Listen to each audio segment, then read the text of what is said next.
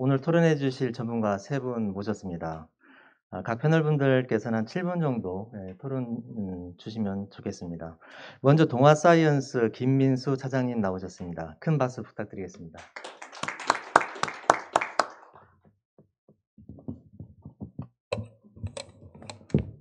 네, 안녕하십니까. 방금 소개받은 동아사이언스의 김민수 기자입니다. 과학기술 분야를 취재하는 기자고요. 동아사이언스에서 동아일보와 함께 이 데일리 온라인 뉴스를 쓰고 있습니다. 처음에 이 키스텝 수요 포럼에 이 토론자로 좀 나와달라고 했을 때 조금 당황을 했던 게 뭐냐면, 오늘 주제가 이제 2022년 경제 전망과 과학기술 분야 대응 전략이라는 굉장히 좀 너무 거창해서 제가 이걸 무슨 얘기를 할 수 있을까라는 걸 좀 고민을 좀 해봤습니다. 고민을 해봤는데, 일단 2022년 경제 전망 방금 이제 주한 실장님께서 발표하는 걸 들었는데, 뭐 한마디로 요약하자면 뭐 어렵다, 뭐 이런 걸로 요약이 될 것 같고요. 과학기술 분야 대응 전략과 2022년 경제 전망을 어떻게 접점을 가져볼까라는 고민을 좀 해봤는데요. 결국엔 좀 돈 문제가 아닐까. 그러니까 마지막에 주 실장님도 R&D 비용에 대한 위축, 가능성 이런 문제들을 봤을 때 결국엔 공공이 됐든 민간이 됐든 R&D 비용이 위축되지 않을까. 이런 게 가장 큰 타격을 입겠구나. 이런 생각이 들어서 돈 문제를 좀 고려하면서 그럼 앞으로는 어떻게 해야 될 건지에 대해서 좀 제 생각을 좀 말씀드리려고 합니다. 30, 40대 청년 세대가 들으면 어떠실지 모르겠지만 이제 40대인 제 입장에서는 저는 이제 1999년에 대학을 졸업을 했는데요. 이때는 다 아시다시피 그 IMF 위기를 겪고 있었던 시기였고요.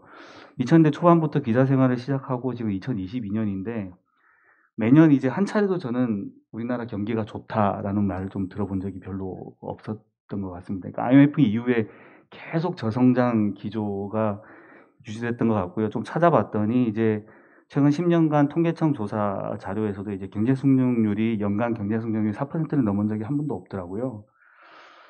2022년, 그러니까 2020년은 0.9%였고요. 작년에 그나마 좀 4.0%로 회복한 거는 사실 2020년의 기저효과 때문인 것으로 좀 보이고, 아까 뭐 발표에서 나왔지만 IMF도 뭐 올해 우리 경제 성장률을 3.0%로 잡고 있죠. 그래서 대부분 2%에서 한 4% 왔다 갔다 하는 어려운 환경에서 뭐 저도 사회생활을 해봤는데, 그러면 재밌는 건 이번 이 문재인 정부 들어서 5년간 제가 말씀드린 것처럼 이제 한 20년간 계속 저성장, IMF 이후 계속 저성장 기조가 유지됐는데 올해, 그러니까 최근 5년 사이에 문재인 정부 들어서는 굉장히 주목할 만한 게 R&D, 국가 공공 R&D 예산 투자가 굉장히 많이 늘었습니다. 찾아봤더니 뭐 키스텝에서 이제 조사한 내용이 있는데 2000년에 R&D 비용이 122억 달러였더라고요. 그러니까 국가 전체 R&D 비용이죠. 이게 뭐 한 14조 원, 15조 원 정도 되는 돈인데, 물론 뭐 20여 년 전이지만, 그러니까 2000년에 뭐 14조 원 정도였는데, 2020년에 이제 788억 달러로 이제 거의 뭐 엄청나게 증가를 했죠. 그리고 올해는 아시다시피 이 100조 원 가량이 이제 민간과 공공 포함해서 국가 R&D 비용이 늘어났고요. 그러니까 이게 보면 경제는 어려운데, 경제가 어렵다는 얘기는 우리나라가 벌어들이는 돈이 많지는 않은데, 과학기술에는 민간과 공공을 포함해서 굉장히 많이 R&D 비용이 늘어났다는 걸로 해석이 됩니다.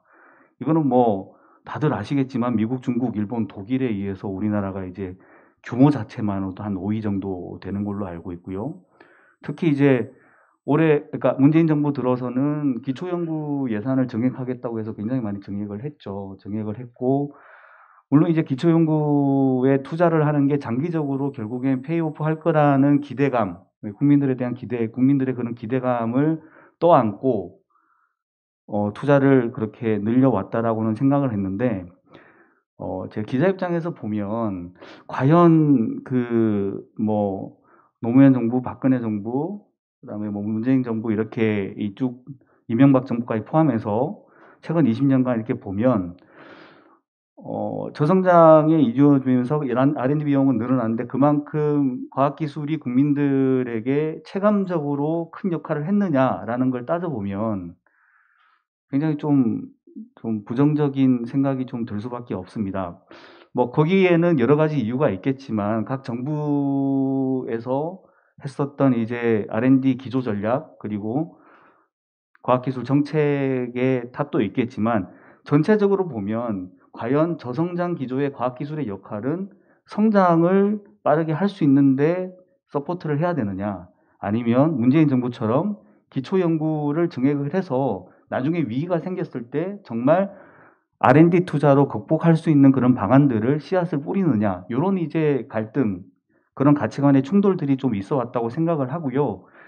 뭐 말씀이 좀 길어지는데 요약하자면 문재인 정부에 많은 이슈가 있었습니다. 과기정통부 출범하면서 저희 생각에는 5G 상용화라는 게 기억에 남고요. 소부장 사태 기억에 남고요. 그 다음에 최근 들어 이제 탄소 중립, 뭐 에너지 전환 이런 쪽이 기억이 남습니다. 근데 그 사이에 이 과학기술에 대한 투자는 거의 뭐 올해 100조 원 정도로 뭐 20, 30%씩 늘어왔는데 이 문제들에 대해서 과학기술계는 특히 이제 뭐 공공 분야를 제가 말씀드린 물론 이제 민간 분야도 있겠지만 어떤 존재감 그리고 어떤 역할들을 해왔나라는 걸 돌이켜 보면 그러니까 코로나가 빠졌죠. 제가 말씀을 아까 예를 못 들었는데 이게 코로나까지 포함해서 뭐 어떤 게 있었냐를 다 따져보면 그렇게 이제 국민들이 우리 세금으로 R&D 투자가 이루어져서 이런 위기를 극복했구나라고 느끼기에는 좀 어렵지 않았나 싶습니다. 뭐 일례로 따져보면 뭐 코로나 사태에서 이제 이 정부 범정부 그 백신 개발 추진위원회 이런 것들이 생기면서 계속 이제 국민들에게 이 저기를 했죠. 그 기대를 불러일으키면서 이제 국산 코로나 백신 개발 뭐 이런 것들을 얘기를 했지만 실질적으로 이제 성과가 나오지는 못했고요. 지금 이제 오미크론 팬데믹을 맞고 있는 상황입니다. 요약하자면 경기와 경제 성장에 따른 이 그 20년간 경제 성장은 굉장히 제가 체감하기에도 침체되어 있었고 저성장 기조였는데 정부와 민간의 R&D 비용은 굉장히 많이 늘어났고 그 늘어난 만큼 뭐 위기 상황에 적절히 대처할 수 있는가에 대한 과학기술의 좀 반성 그리고 요런 이게 어떤 데서 이런 문제들이 기인을 했는지를 좀 살펴보고 이런 문제들이 나타날 다음에 이제 위기 상황에서 또는 경제 저성장 기조에서 나타나지 않도록 면밀히 좀 분석하고 고민하는 것들이 좀 필요할 것 같다는 생각이 듭니다. 예, 이상 말씀 마치겠습니다.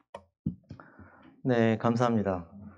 위기 상황에 따른 응개발 대응에 대한 적절성 부분들을 좀 한번 분석하고 또 국민적 공감대도 좀 필요하다는 부분들을 강조해 주신 것 같습니다.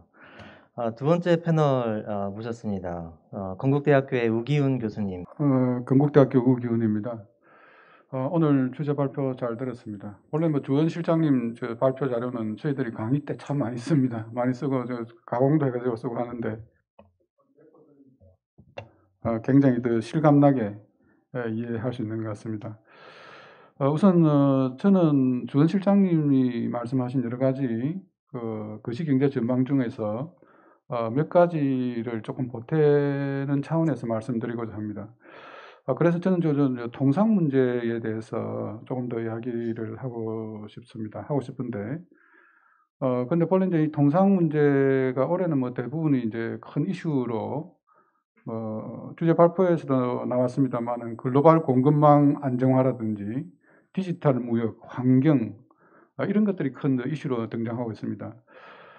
그래서 이제 저는 뭐 글로벌 공급망 안정화는 주제 발표에 조금 나왔기 때문에 디지털 무역하고 환경에 대해서 좀 이야기하려고 그랬는데 사실은 이게 이제 우리 무역 쪽이 이상 징후가 지금 보이기 시작하죠. 그래서 그걸 갖다가 조금 더 우리가 이해를 해야 되겠다 싶습니다. 특히 이제 무역이라는 거는 우리가 2008년 기점으로 굉장히 그 패러다임이 바뀌었습니다. 그러니까 그동안에 우리가 중후장대한 산업을 통해서 이제 수출 입국을 달성해 왔다 그러면 2008년을 기점으로 해서 우리가 작은 혁신적인 품목들이 수출 전면에 나서게 됐죠. 작고 뭐 우리가 단소하다고 그래야 그냥 기술적인 단소한 품목들, 뭐 반도체가 이제 그런 성격이지 않습니까? 그렇기 때문에 지금 우리가 그 수출의 흑자를 누리게 된 거는 그런 품목이 전면에 서서 지금도 이제 반도체는 계속 그 수출이 증가하고 있지 않습니까? 했기 때문에 우리가 뭐 요즘에 젊은이들은 우리나라가 항상 흑자국인 줄 알고 있죠. 사실은 그렇지 않거든요. 않고 우리가 그 흑자를 달성하게 된 것은 우리가 1962년도에 이제 수출을 시작하고 나서 그 삼저 시대 86년도에 그 잔저세제가 있으면 한 3년 정도 흑자를 하다가 그 삼저 현상, 그러니까 이제 고금리 뭐 그 환율 문제, 그다음 그 저유가 이런 문제들이 겹쳐지면서 이제 요행이 우리가 수출의 흑자를 달성했는데 그 요소가 없어지니까 그대로 그냥 또 마이너스로 가면서 1997년도 우리가 외환위기를 맞았던 거 아닙니까? 그런데 이제 우리 지금 그 이상지수라는 것이 아까 발표에서도 나왔습니다만은 작년 12월에 우리나라가 5억 달러 정도의 무역 수지 적자를 봤습니다. 근데 그 적자를 본 게 2008년도에 그 이후에 처음입니다, 그게. 그런데다가 우리가 이제 그게 일시인 줄 알았는데 1월 달에 거의 그냥 이게 48.9억 달러. 그러니까 한 10배 정도가 그 적자 폭이 더 그냥 벌어진 겁니다. 그러니까 이제 말하자면은 지금 우리가 아까도 나온 그런 용어, 우리도 이제 드디어 이제 쌍둥이 적자에 그 무역 수지 적자하고 재정 수지 적자가 이제 그런 어떤 공포의 그런 모습이 어른거리는 그런 모습을 이제 보이고 있죠.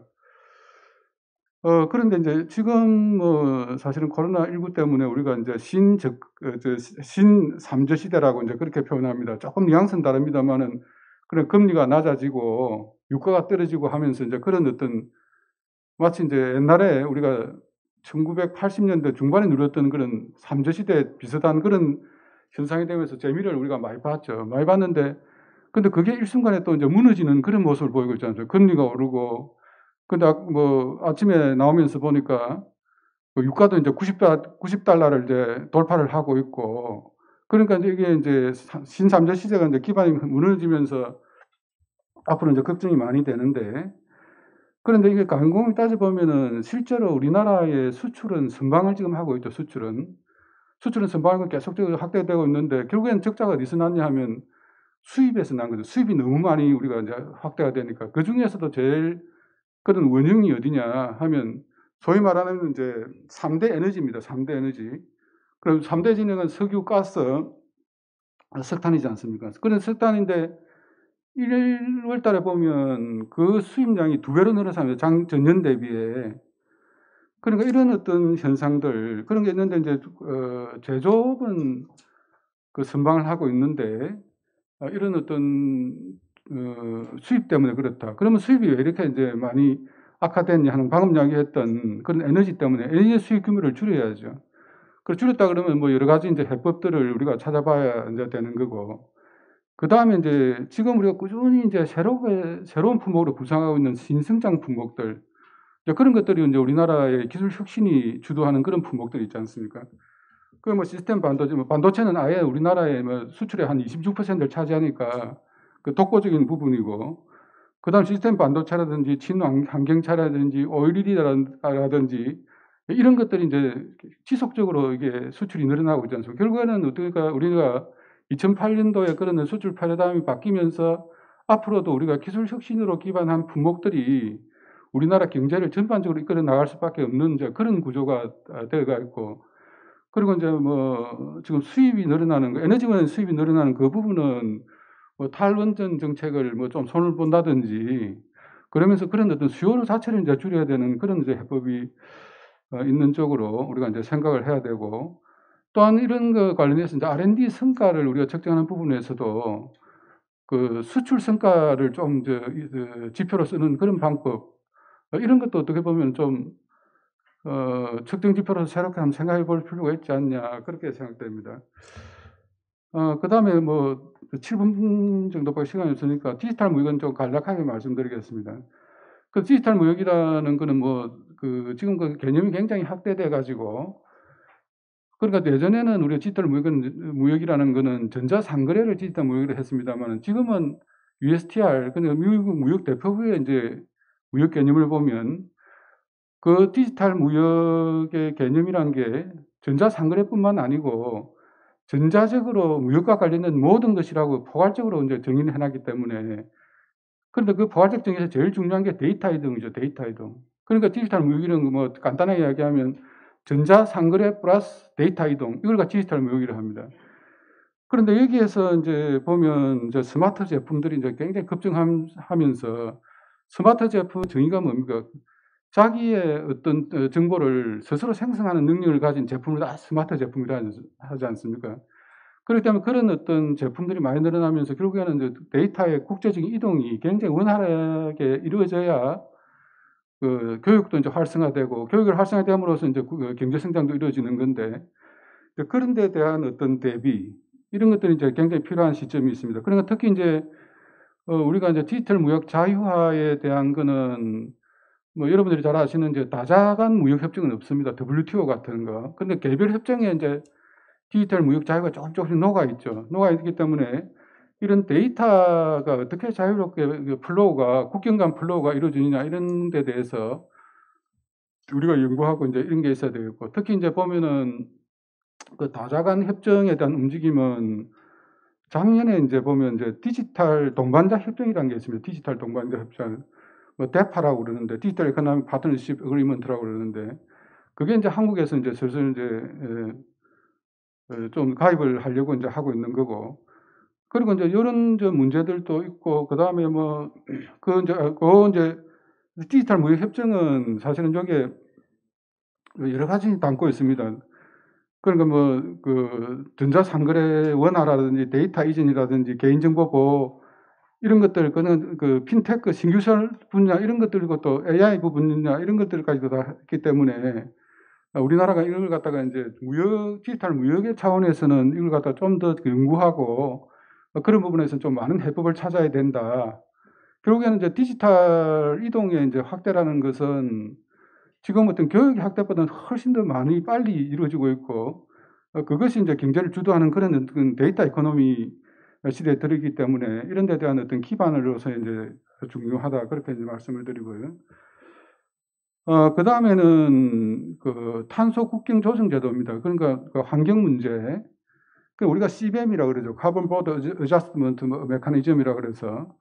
이제 사실은 뭐 이거는 그 이슈화된 게 이제 작년 7월에 이게 이제 CBM 입법안이 이제 EU에서 발표가 된 거죠. 발표가 됐는데, 근데 당장 뭐 금년에는 우리가 그 시행되는 건 아니고 내년에 부터 이제 과도 기간에 들어가는 거죠. 3년 동안. 그 이후에 이제 이런 것들 본격적으로 시행하게 됩니다. 시간 때문에 뭐 간단히 이야기 드리자면은 이제 그런 데 대해서 우리가 대비를 하고, 그리고 기술 개발도 이루어지고 다 해야 되는데, 그런데 이제 중요한 거는 이제 중소기업들 문제죠. 중소기업들.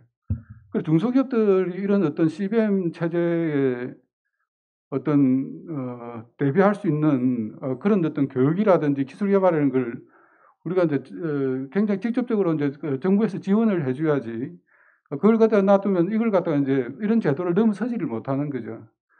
그래서 이런 것들이 사실은 뭐 아까 말씀드린 환경 디지털 무역 그런 이슈에 이제 핵심으로 이제 자리 잡고 있는 문제가 아닌가, 그렇게 생각합니다. 뭐 저는 이 정도로 말씀드리겠습니다.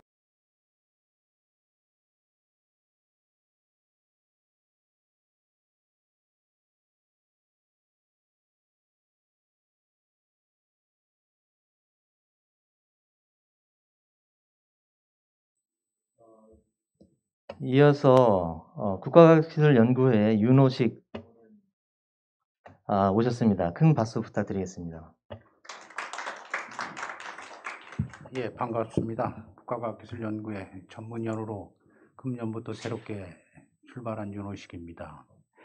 지금 우리 주원 박사님께서 경제적 관점, 경제적 국면을 팩트 중심으로 분석을 해주셨는데, 위에 앞에 패널 두 분도 말씀을 하셨지만 긍정적이고 밝은 부분보다는 좀 우울하고 좀 암울한 그런 국면이 전개되지 않을까 하는 그런 우려와 걱정이 큽니다.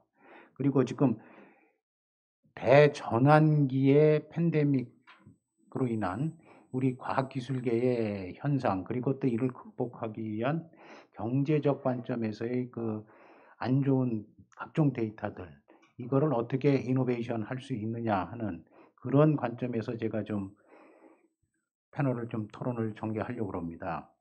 지금 팬데믹 이후에 아마 대전환이라는 용어가 아마 빅데이터 분석을 해보면은 거의 비슷하게 사용되지 않았을까 하는 그런 생각을 합니다. 그래서 대전환기에 우리 과학기술 패러다임을 어떻게 전환을 하고 변화를 해야 될 거냐 하는 문제. 이 문제가 이 침체돼가는 경제 국면을 극복할 수 있는 어떤 키워드가 아닌가 그렇게 생각을 합니다. 그래서 우리 대전환기에 저희가 지금 계속 얘기하고 있는 디지털 대전환 문제, 이 디지털 전환을 통해서 죄송합니다.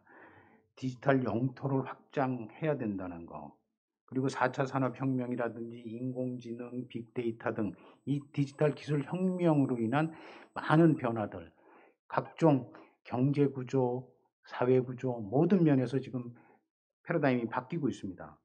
지금 일본은 데이터청이라는 정부 기구도 새롭게 만들고, 또 지금 현재 정부를 운영하고 있는 쪽에서는 데이터 플랫폼 정부를 구현하겠다고 하고 있습니다.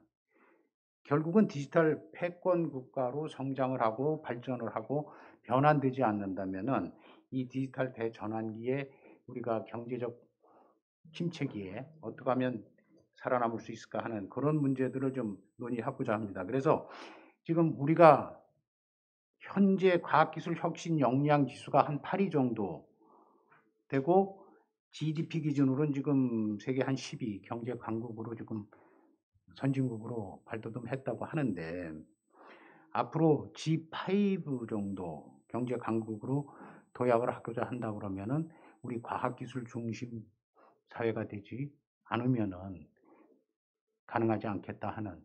그래서 아까 우리 주원 박사님도 여러 경제 팩트들을 분석을 해 주셨는데, 그 중에 R&D 이노베이션을 통한 과학기술 중심 국가로 도약을 해야 된다 하는 그런 관점으로 봅니다, 저는.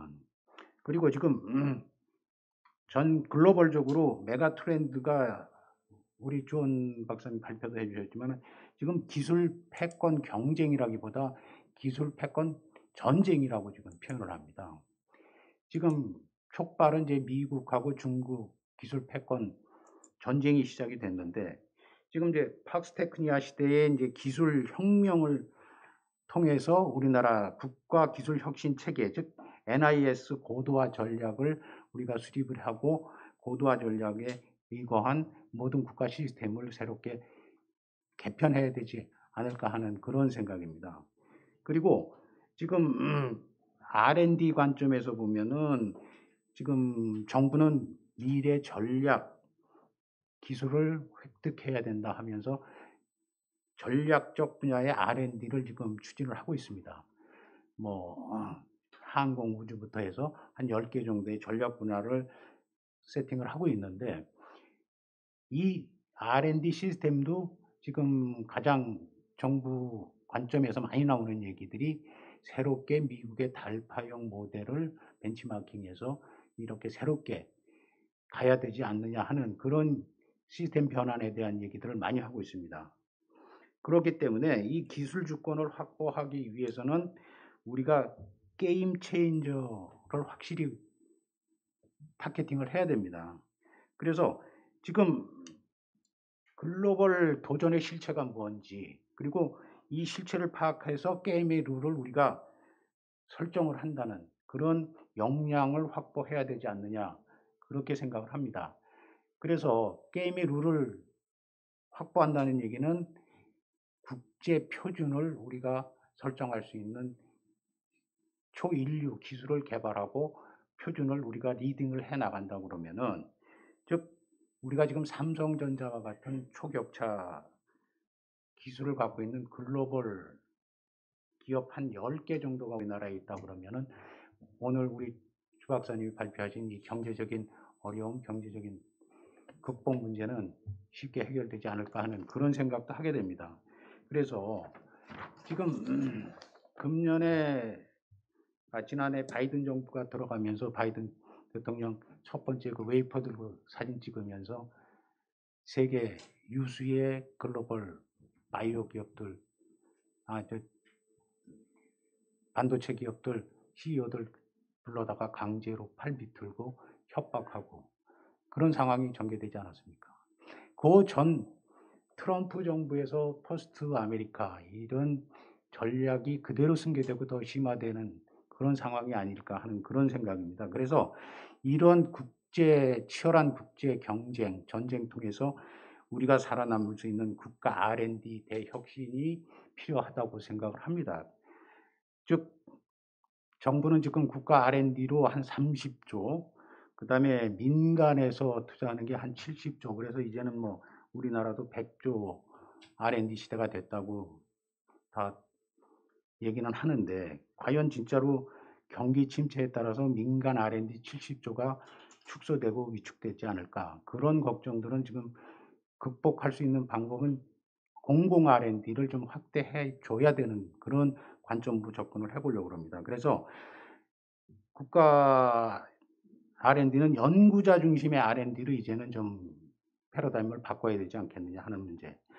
자율과 책임의 그 개방형 국가 R&D, 기획하고 관리하고 하는 그 시스템의 혁신이 필요하지 않을까 하는 그런 생각입니다. 그래서 진짜 아이디어가 좋고 창발적인 연구 같은 경우에는 지금 한 10년에서 20년 정도 장기 연차 평가 없이 좀 연구에 몰입할 수 있는 환경 조성하고 또 시스템을 좀 구축을 해서 연구자 중심의 R&D를 좀 환경을 만들어주고 제도화할 수 있는 그런 시스템이 필요하다, 그렇게 생각을 합니다. 그러려면은 이제는 지금 이제 정부 한 25개 출연 연구 기관들이 이제는 이제 국가 미션형 R&D로 전환을 해야 되지 않을까, 그렇게 생각을 합니다. 지금 각각 정부 출연 연구기관들이 PBS 때문에 단기 연구, 단기 성과에 지금 매몰돼 있어가지고 그 문제를 해결할 수 있는 방법은 앞으로 세계 진짜로 최고, 유일한 그런 초격차 기술 개발, 글로벌을 선도할 수 있는, 세계를 선도할 수 있는, 과거 패스트 무버 팔로우에서 퍼스트 무버로 이제는 전환을 해야 된다는 그런 도전적 연구, 창의적 연구를 할 수 있는 그런 환경으로다 국가 미션형 R&D를 제안을 합니다. 그래서 인공지능이라든지 양자기술, 그리고 뭐 항공우주, 반도체 이런 미래 전략 기술 중심으로 국가 안보, 또 미래 먹거리 이런 기술 안보 시대에 대응할 수 있는 국가 전략 R&D를 국가 미션형으로 추진해야 된다고 이렇게 생각을 합니다. 그래서 지금 국민들이 R&D 투자는 많이 하는데 국가가 뭐 성과가 얼마냐 이런 얘기들을 많이 한다고 하지만은 이 문제는 국민들이 체감을 할 수 없는 그런 많은 환경들이 있었기 때문에 그래요. R&D로 인해서 국민들이 체감하고 그 국가 R&D가 기술 이전이라든지 산업화 이런 시스템으로 활성화되고 사회 난제를 해결하고 사회 문제를 해결할 수 있는 그런 미션형 R&D로 전환이 됐을 때는 국민들도 이제는 R&D의 필요성이라든가 R&D가 긍정적으로 국가와 국민을 위해서 필요하구나. 그러려면은 지금 현 시스템으로서는 안 되고 좀 혁신적으로 전환을 해야 되지 않을까, 이런 생각을 해봅니다. 그래서 국가를 유지하고 국가가 관리되려고 한다 그러면은 가장 기본적인 핵심을 저는 국방안보, 이 안보 분야는 가장 국가를 지키고 영토를 지키고 국민을 지키기 위한, 그 다음에 이제 에너지 안보 관점으로 생각을 합니다. 즉 경제와 직결되는 이 에너지 안보가 확보되지 않는 한은 경제 발전을 담보할 수 없기 때문에, 그 다음에 국민들을 먹이고 국민들이 먹고 행복한 삶을 추구하려고 하면은 이 기본적인 먹거리 식량 안보가 담보가 되지 않는다면은 암만 국가가 잘한다고 해도 국민들을 행복하게 국민의 삶의 질을 윤택하게 해줄 수 없는 이런 국가이기 때문에 저는 이 국가 R&D는 국민의 국가의 안보를 담보할 수 있고 책임질 수 있는 이런 R&D로 바뀌어야 된다고 이렇게 지금 저는 생각합니다. 다음 라운드에 다시 한번 조금 더 보완을 하겠습니다. 감사합니다. R&D 혁신 시스템 전환 관점에서 말씀 주신 것 같고요. 뭐 여러 말씀 주셨지만 장기 연구 환경 이런 구축도 중요하다는 말씀 주신 것 같아요. 패널 세 분 말씀 다 드렸고요. 아마도 그 발표자 분이신 그 주원 실장님께서 한번 의견 한번 또 주시면 좋을 것 같습니다. 그 이후에 플로어를 통한 질문과 코멘트 받도록 하겠습니다. 공통적으로 하시는 말씀은 이제 제가 이해하기로는 상당히 어려운 상황인데 사실 코로나 위기를 겪고 있는 지금의 문제가 아니고 이제 이후에 한국 경제의 문제, 모든 게 이제 빠르게 변화하고 있는 세상, 특히 이제 기술이 어떻게 보면 국가 경쟁력이 되는 거기서 과연 과학기술계가 어떤 식으로 변화를 해야 되는지 이제 그런 말씀들을 해주셨고, 저도 뭐 동의합니다. 다만 우리 이제 국가 연구개발 시스템 전체를 보면 과연 우리가 잘 따라가고 있을까? 예, 잘 따라가고 있을까라는 좀 의문이 많이 들어요. 그러니까 물론 우리가 초격차 기술을 가지고 있는 부분도 있지만은 대부분은 아직은 선진국 기술을 따라가고 카피하고 이제 그런 어떻게 보면은 레벨에서 더 이상 진전이 없고, 또 어떤 분야는 점점 좀 격차가 벌어지는 분야도 생기는 것 같고, 과연 우리 정부 연구개발 사업도 그렇고 민간 기업들도 그렇고 그거를 상당히 좀 불안하게 생각하고 있는 것 같고요. 그런 의미에서 과연 우리가 해낼 수 있을까라는 어떻게 보면은 불안감이 있긴 하지만, 그래도 우리가 이제 좀 아무것도 없는 그런 황무지에서 이만큼 읽어냈다면 우리가 따라갈 수 있을 거라고 생각하고요. 또 우수한 인력들도 많고 현장에서 열심히 연구하시는 그런 분들도 상당히 많기 때문에, 저는 뭐 좀 이런 자리라서 그런 말씀 드린 건 아니지만 희망적으로 우리나라 한국 경제, 한국 사회, 그리고 우리나라 과학기술계를 좀 생각해보는 그런 시간을 가졌다, 이렇게 말씀을 드립니다. 네. 이어서 오늘 참석하신 분들의 질문 코멘트 받도록 하겠습니다. 먼저 온라인으로 보고 계시는 분들께서도 의견 있으시면 주시면 제가 대신해서 전달하도록 하겠습니다. 네, 질문 주시기 바랍니다. 네, 키스트의 손병호입니다. 오늘 주원 시장님과 세 분 패널 말씀 잘 들었고요. 아마 코로나 이후 여러 가지 경제가 안 좋아서 아마 올해가 이 경제 위기, 코로나 이후의 경제 위기 극복, 또 민간 R&D 투자의 어떤 저하, 이런 것들을 많이 걱정하시는 걸로 들었고요.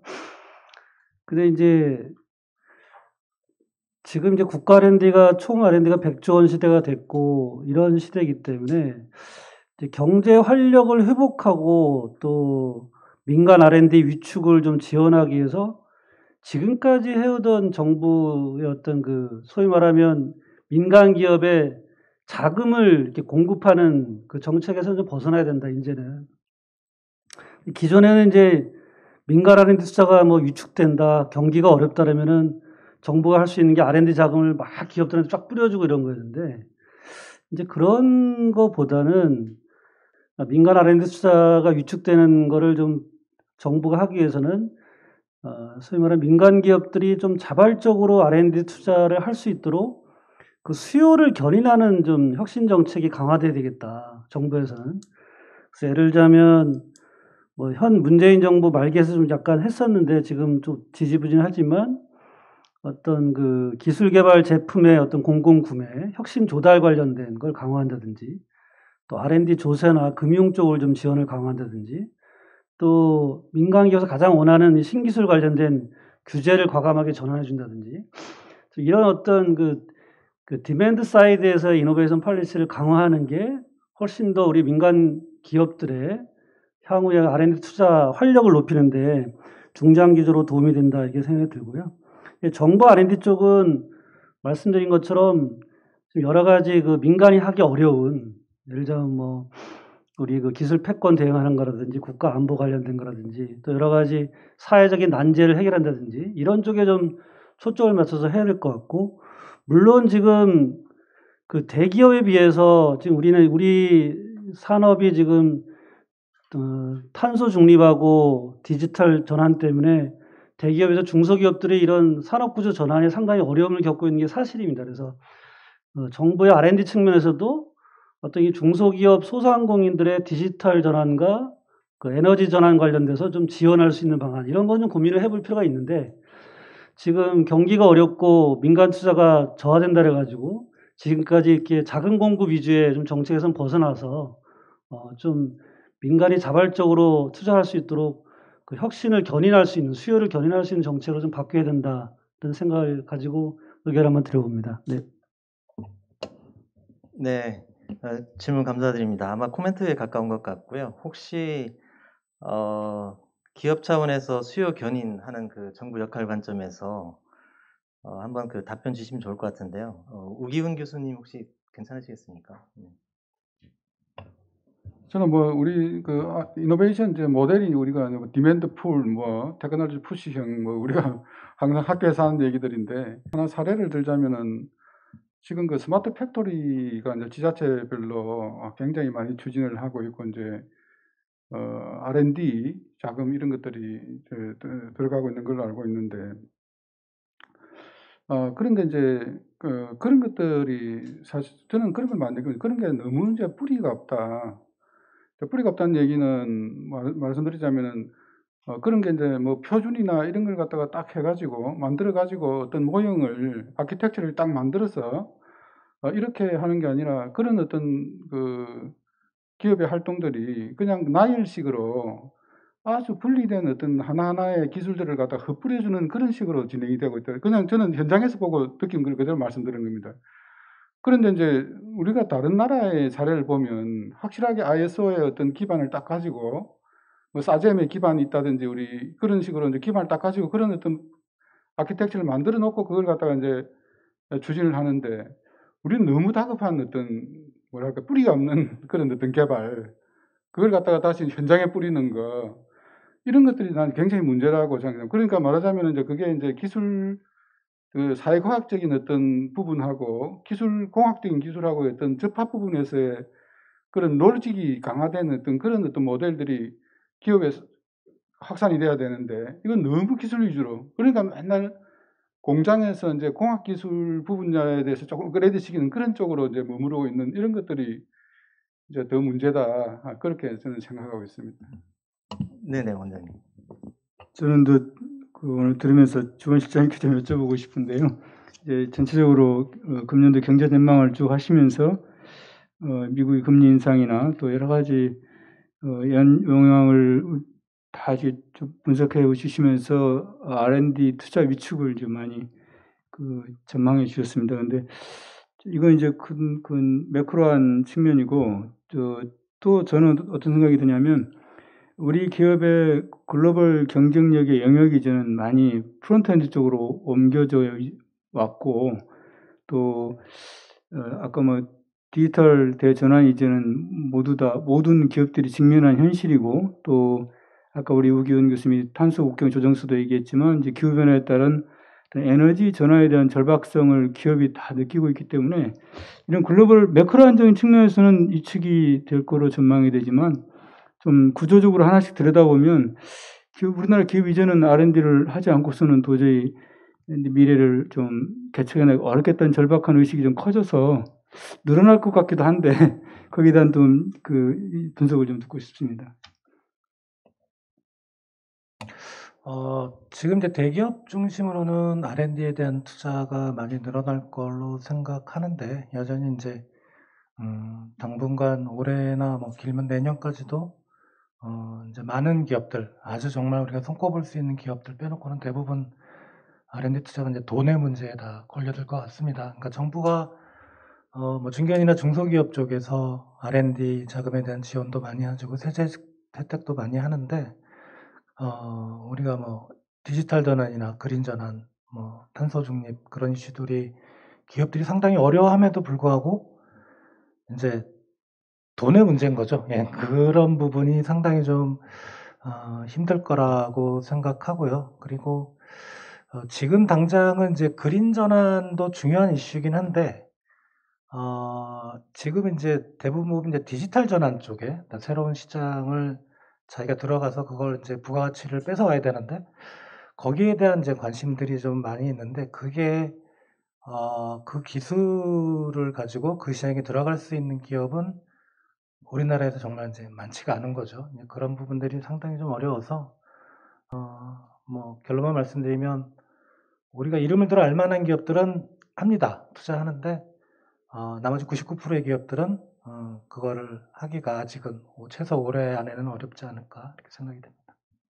같아서 그래서 저희들이 이제 그런 그 기업들 설문조사를 이제 한번 해보니까 그러니까 이제 소위 말하는 메뉴 자체를 갖다가 이제 정부에서 다 정해놓고 이제 기업들한테 그 메뉴를 뭐 먹을래 하고 이제 주는 거지 않습니까? 그냥 사람이 말하면 그게 이제 소위 말하는 그게 이제 테크놀로지 푸시형이죠. 그 구경 어떤 R&D 기관이 중심으로 그런 기술을 갖다가 그려놓고 그러니까 그 기업들이 그렇게 하다 보니까 그 기업들이 성과하고 관련이 없는 R&D들이 막 일어나는 겁니다. 그래서 주로 뭐 필요도 없는데 ERP를 막 갖다가 막 구축을 한다든지 그 스마트 팩토리 이런 걸 가지고 그래서 그런 데 대해서는 사실 아까 말씀하신 것처럼 그 디맨드 쪽에서 그런 걸 갖다가 이제 역량 문제가 있겠지만 좀 그런 식으로 전환도 하는 그런 방법도 이제 굉장히 이제 중요하다. 이제 그렇게 생각이 됩니다. 온라인을 통해서 질문이 좀 들어왔는데요. 이건 김민수 기자님이나 또는 그 주원 시장님께서 답변 주시면 좋을 것 같아요. 대기업 R&D 투자가 해외로 이동하는 추세를 어떻게 봐야 하는가라는 것이고요. 개방형 혁신의 한 방편인 것인지 아니면 혁신 역량의 유출로 봐야 되는 것인지 혁신 역량의 유출이라면 어떠한 대책을 세워야 할까요? 라는 질문입니다. 좀 어렵죠. 네. 혹시 가능하시겠습니까? 네, 김민수 기자님. 네.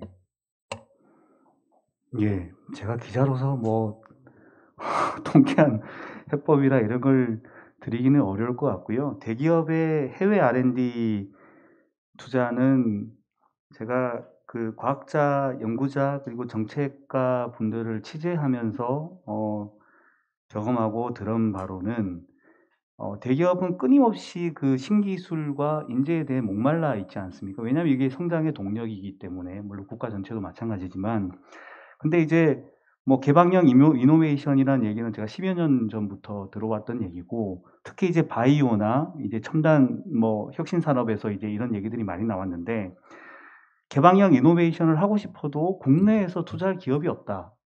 특히 뭐 그러니까 이게 기술이 부족해서 또는 기술의 역량과 퀄리티가 부족해서인지 아니면 이 기술 생태계에서 뭔가 끄집어내서 대기업이 효과적으로 활용할 수 있는 시스템이 부재한 건지는 저도 잘 모르겠습니다. 이거는 이제 풀어야 되는 문제이긴 하는데 사실은 소부장도 마찬가지지 않습니까? 같은 맥락이라고 보는데 소재 부품 기업들은 자기들 나름대로 영역을 구축하고 있지만 대기업 시장에 그리고 전체 글로벌 경제에 끼어들기에는 신뢰성이나 안전성이 검증되지 않아서 안 써줬다.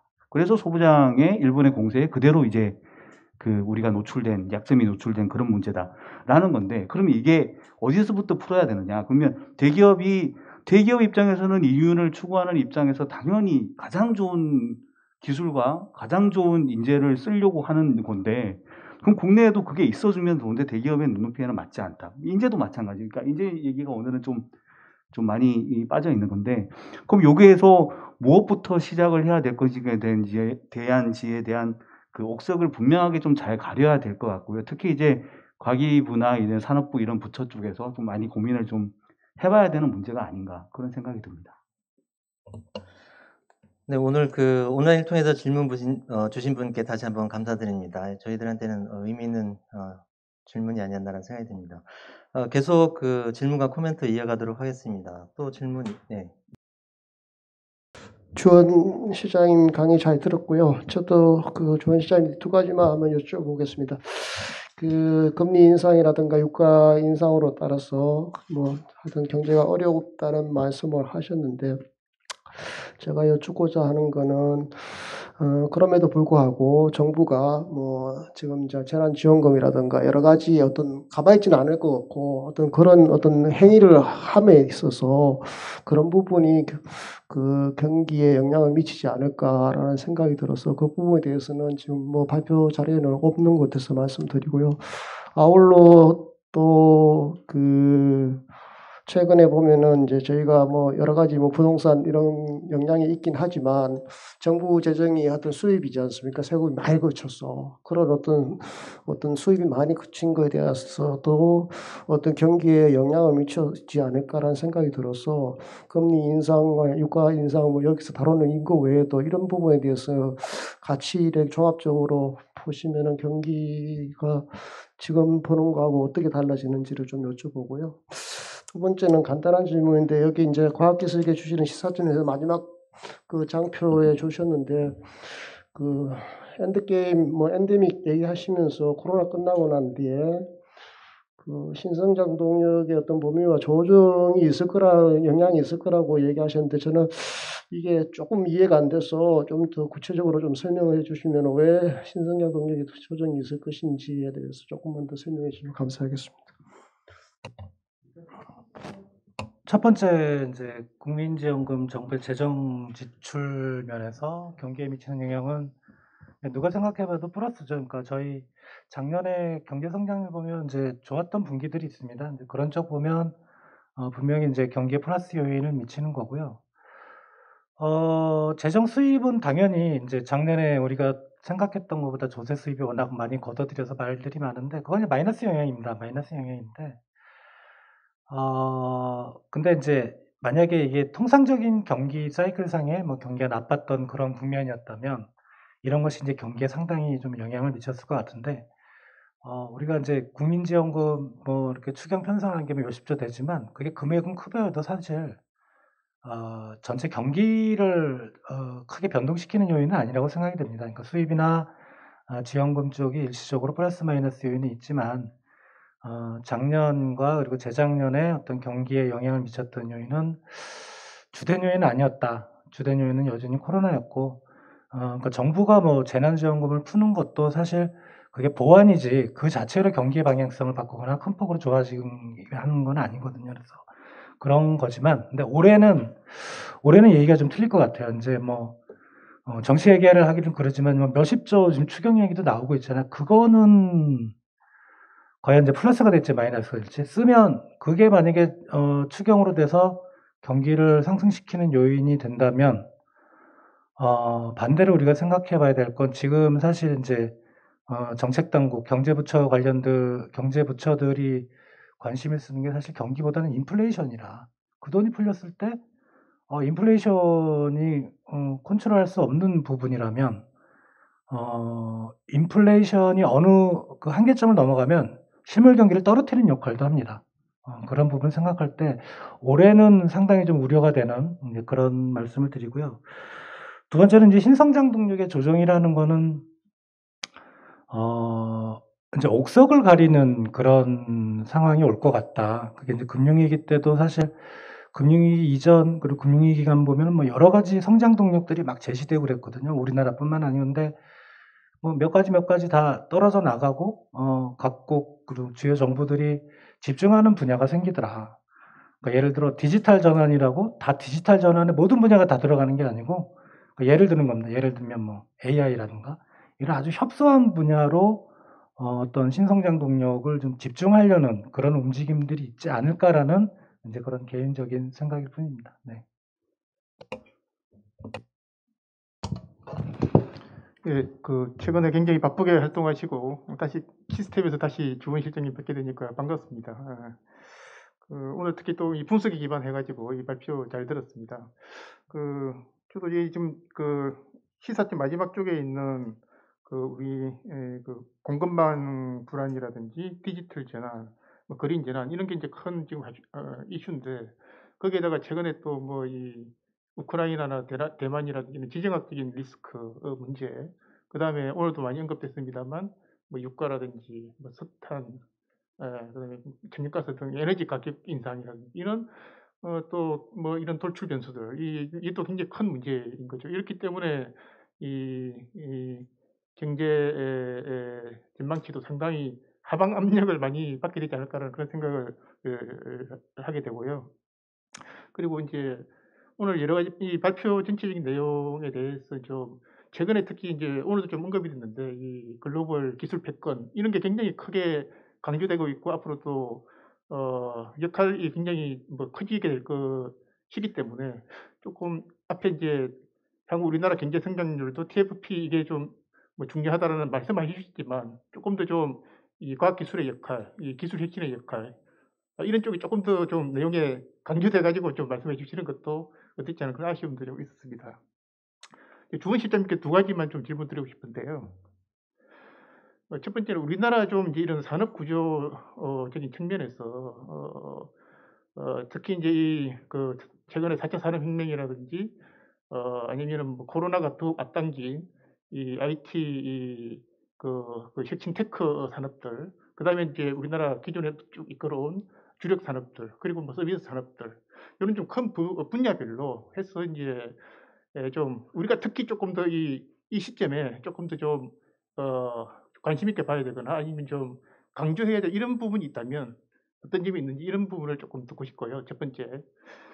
두 번째는 작년 12월부터 이제 좀 이 무역 적자 12월 1월 인데 이게 이제 앞에서도 언급하셨습니다만 이제 에너지원에 대한 이 가격 인상이라는 이런 부분이 큰 어떤 요인이 돼 가지고 이제 이렇게 뭐 초래했다 이런 얘기 분석들을 많이 하고 있는데 사실 이 부분이 작진 않은 것 같습니다. 왜냐하면 이 부분이 단기에 뭐 어떻게 해소될 것 같지도 않고 우리나라가 또 거기에 대응해 가지고 에너지 다소비 산업 구조를 이렇게 바꾸는 것도 시간이 꽤 걸릴 것이기 때문에 향후에 이런 적자 구조 상당히 또 오랫동안 지속되지 않을까라는 그런 뭐 우려도 있는데 물론 겨울이 지나가지고 조금 좀 완화될 수 있겠습니다만 이 부분에 대해서 또 어떻게 전망하시는지 듣고 싶습니다. 첫 번째 이제 사실 뭐 질문을 하신 내용을 요약하자면 우리가 어디다 중점적으로 투자해야 되는 이제 그런 부분을 말씀하시는 것 같은데 쉽진 않죠. 쉽진 않은데 지금 우리나라 산업 구조를 보면은 사실 이제 에너지 적자 얘기하고도 연결이 되는데요. 그 선진국들 특히 선진국에서도 제조업 비중이라든가 제조업이 경제 성장을 이끌고 가는 일본과 독일이 그나마 높은 편인데 그 나라들보다도 제조업이나 특히 중화공업 비중이 상당히 높습니다. 이게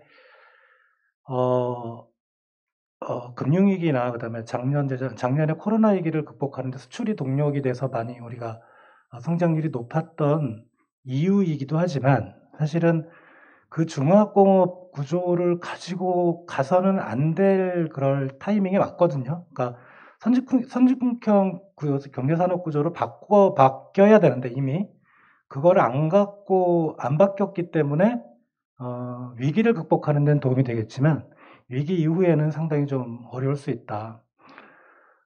만약에 철강하고 화학산업이라면 사실 선진국들은 그 두 개의 기초소재 산업이긴 하지만 거기에 주력을 하고 있지는 않아요. 그러니까 그 산업들이 남아있고 하이테크 쪽에서는 분명히 경쟁력을 가지는 제품들이 있지만 대부분은 사실 개도 쪽으로 다 넘겼거든요. 그러니까 그게 꼭 뭐 철강과 화학이 그런 대표적인 산업이라고 말하기는 어렵지만 그다음에 저기술 쪽은 우리가 좀 과감히 잘라내야 되지 않을까? 그래서 그런 부분들이 가야 될 쪽은 뭐 예를 들어 자동차 쪽에서는 자율주행일 수도 있고 미국이 앞서가는 그런 IT 쪽 기술일 수도 있고 우리도 그쪽으로 점점점 옮겨가야 되지 않을까라고 생각이 되고요.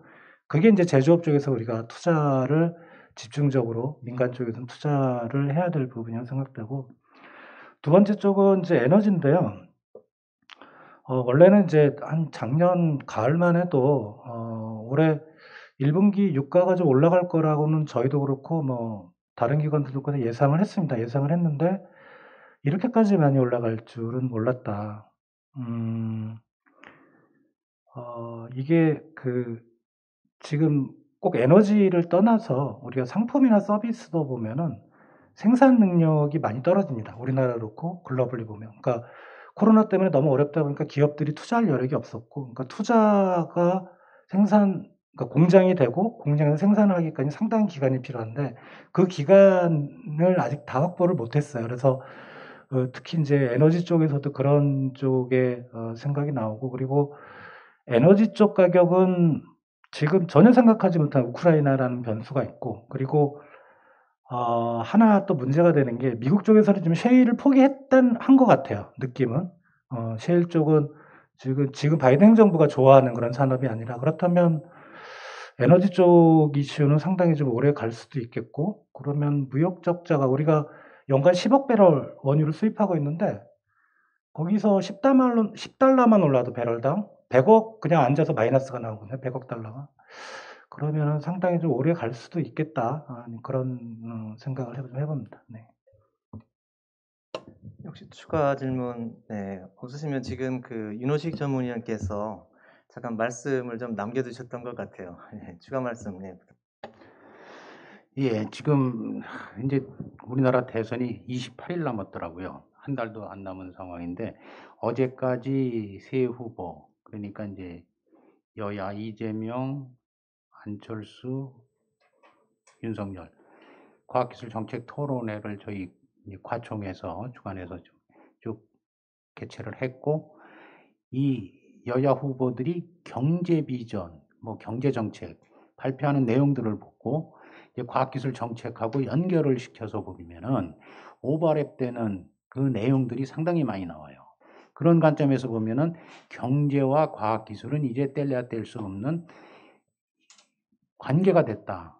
즉 전략기술 개발을 통해서 경제 발전을 이룩하고 미래 먹거리를 창출하고 일자리를 창출하겠다고 하는 이런 경제와 과학기술은 이제 선순환 구조 상에서 같이 보조를 맞춰가는 그런 관계가 돼 있더라고요. 그래서 보면은 그 세 후보 이제 과학기술 정책 쪽에서 이렇게 비교를 해보면은 거의 유사한 부분들이 이제 다 나오는 게 공통적으로 나오는 게 이제 그런 부분들이에요. 경제적 관점에서 과학기술을 국가 국정 우선순위로 설정을 하겠다. 경제 발전을 하기 위한 과학기술을 도구가 아닌 이제 주요 인자로다가 그런 관점에서 보면은 지금 R&D 관점에서 보면은 이제는 민과 관이 수평적 거버넌스를 형성을 하고 수평적 관계에서 공생관계로 가야 된다 하는 관점. 그 다음에 이제 이 정부 거버넌스 문제, 조직 문제가 지금 과거 YS 정부부터 지난 30년간 5년 단임제 정부 동안에 과학기술 전담 부처가 계속 바뀌었어요. 안 바뀐 정부가 없어요. 그런 이 정권을 초월하는 그런 안정성과 쉽게 얘기해서 이 지속성, 이거는 R&D가 가장 핵심으로 생각하는 부분이 지속성이고 장기거든요. 그런데 거버넌스가 자꾸 변경되고 바뀌고, 과거에 우리 키스텝도 스테피와 합쳐야 된다. 이합집산의 문제.